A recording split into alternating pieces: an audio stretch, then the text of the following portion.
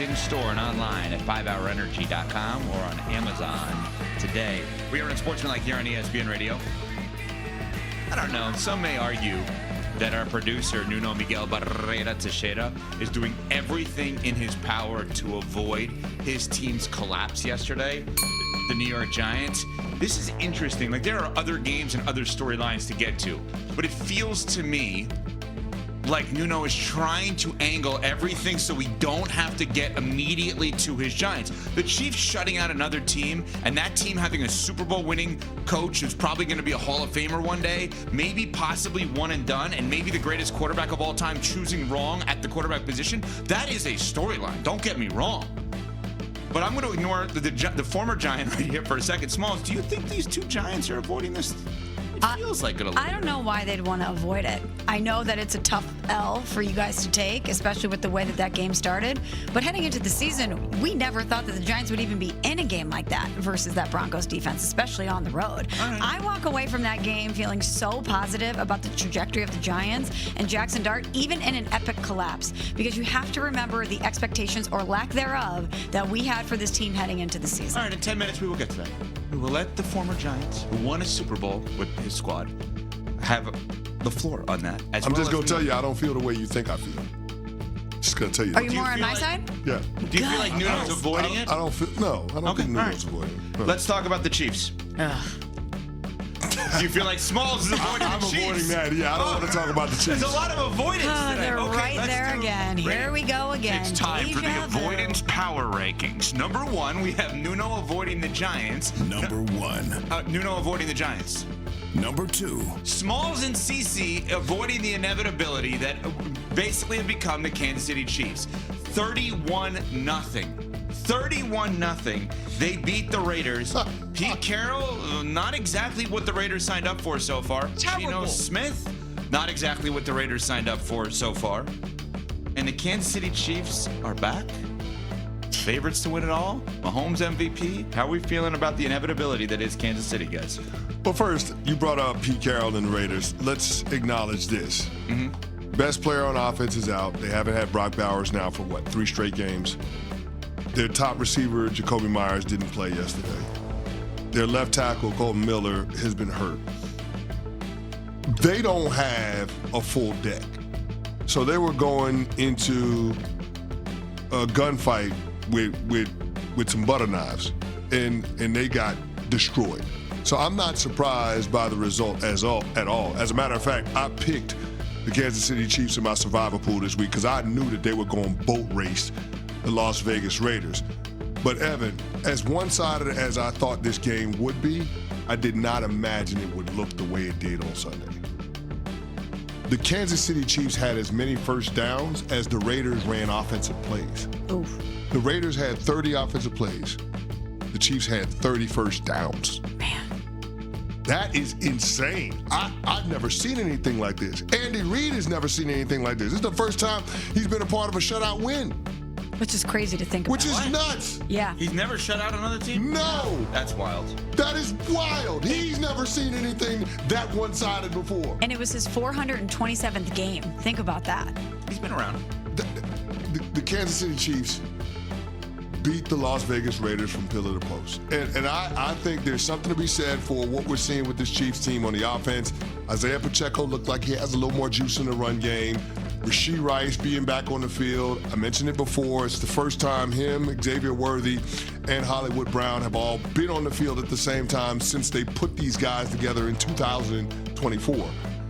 But, man, this is, if you're the Raiders, where do you go as a franchise from here? It's clear that whatever Pete Carroll is selling, the locker room ain't buying.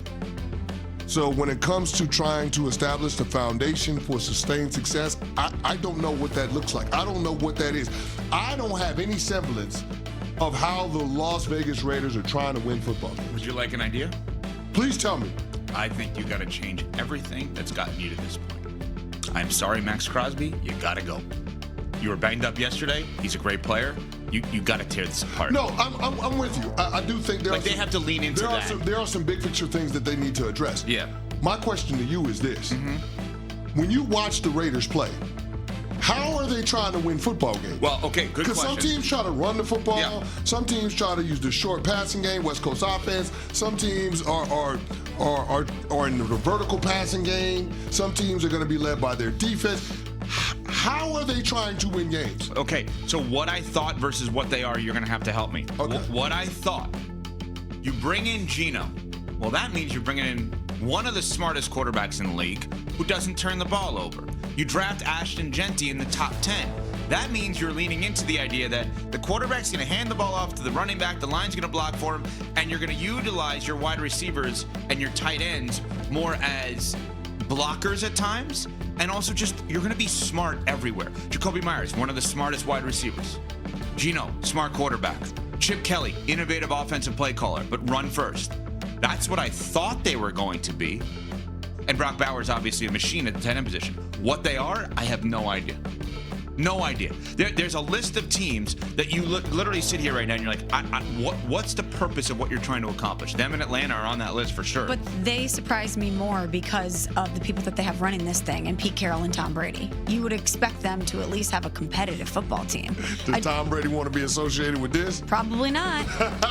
In a way, With Pete Carroll, you thought there would be a certain identity that would form with the team, a certain type of fight, a certain type of culture that he would establish, and it's just not there. No. in a way, while Tom Brady may have picked the wrong guy, Geno over Darnold, you may have picked the right guy because Geno's leading you to more losses than Darnold would, and we could see that this team is going nowhere fast. And Pete Carroll is likable, he's fun, he's energetic, the whole deal. It's an amazing resume. He's done a terrible job. Let's be honest. Like, if I'm very sensitive to this. I understand. If his name was Bill, we'd be destroying him. 70-plus-year-old coach not doing well. Leave the off the field, which Belichick has, to the side. Pete Carroll's been awful. But I want to just go back to one thing on the Chiefs. You know how I know you're rolling your eyes. You don't want to hear this. I know it. It's reality. Go ahead. But there was something that happened yesterday that's going to get you even more frustrated. Tell me. They're back to doing bits. Oh, I know. Remember when they did a couple years ago, they did the ring around the rosy thing? Oh, yeah. Having fun. The short yardage play. Yesterday, it was like, I don't know what's happening. Mahomes His is play doing... never works. Oh, they're doing bits. I know. They're having fun. They're wearing hats in the fourth quarter. Which means Not helmet helmets. off. We don't need to play. They're back. Listen. They are back, Smalls. No, they never left. That's the difference. And I know that at one point in the season, they were, 14-1 odds to win the Super Bowl. Now they're the outright title favorites at plus 500. But can we say that they're back if they never really were gone? They were just figuring... for you, though. But they were just figuring themselves out. And that's the problem, is that people like me, people like us, maybe not you, were trying to forecast their downfall. We're like, this amount of sustained success is merely impossible. So we're trying to look at little indicators that it's over. And they're unswerving. Their success is just unstoppable. They are inevitable. And it drives me nuts because I want someone in the AFC. I think it was, though. You think unswerving is her word? Yeah, I think she worked it in there. She did it during... Yeah. But I thought she did it during one-liners, too. You didn't say anything, and I was like, wait a minute. That's too easy. You just gonna let her get by with that one? I'm not sure. It was unswerving. It's I promise unswerving?